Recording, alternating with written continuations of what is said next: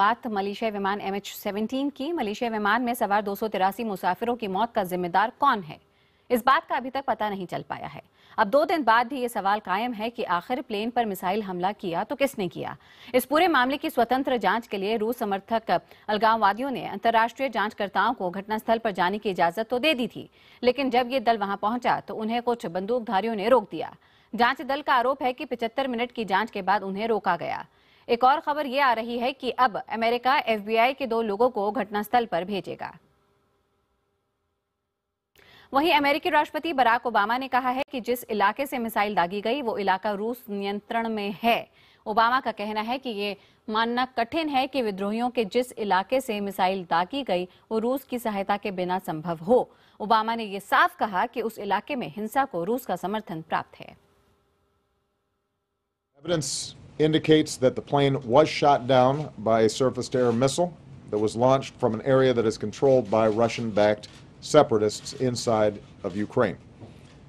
We also know that this is not the first time a plane has been shot down in eastern Ukraine.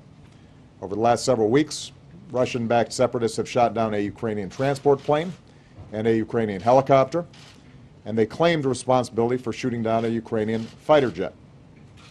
Moreover, we know that these separatists have received a steady flow of support from Russia. This includes arms and training.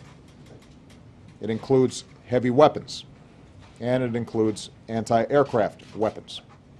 Russia, pro-Russian separatists, and Ukraine must adhere to an immediate ceasefire. और हमले के लिए रूस समर्थित यूक्रेनी विद्रोहियों को जिम्मेदार माना जा रहा है। रूस और यूक्रेन के बीच रिश्तों में काफी तल्खी रही है। आखिर क्या है ये झगड़ा, बता रही हैं हमारी सहयोगी स्मिता शर्मा। लगभग जो है एक अंतर्राष्ट्रीय चेस गेम सा मानो जारी है, जिसकी वजह से लगभग 300 मासूमों की जान गई है MH17 के उस क्रैश के बाद में। आइए आपको बताते हैं कि आखिरकार यूक्रेन और रूस के बीच में ये लड़ाई क्या है। 1991 तक दरअसल यूक्रेन ये सोवियत संघ का ही हिस्सा रहा था। यूक्रेन लगभग एक टेक्सास जितना बड़ा कंट्री है जो कि रूस और यूरोप के बीच में है। और यहाँ जो तमाम दिक्कतें हैं, जो संकट है, उसकी शुरुआत हुई पिछले साल नवंबर में, जब उस वक्त जो तत्कालीन राष्ट्रपति यानुकोविच थे उन्होंने रद्द कर दी यूरोपीय संघ के साथ एक ट्रेड डील, जिससे कि यूक्रेन यूरोपीय संघ का कहीं ना कहीं एक ज्यादा बड़ा हिस्सा हो जाता, उसमें इंटीग्रेट कर जाता।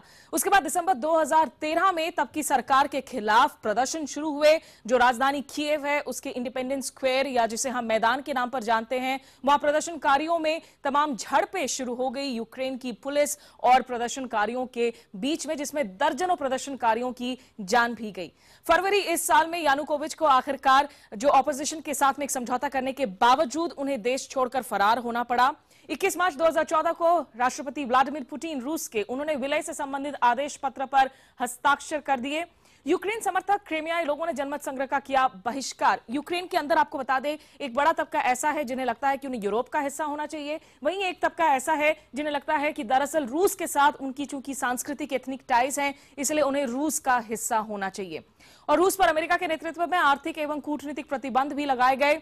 6 अप्रैल 2014 को रूस समर्थित प्रदर्शनकारियों का यूक्रेन के 3 और पूर्वी शहरों की सरकारी इमारतों पर कब्जा हुआ और ऐसा लगा कि मानो एक बार फिर से क्रीमिया जैसे जो हालात है वही दोहराए जा रहे हैं।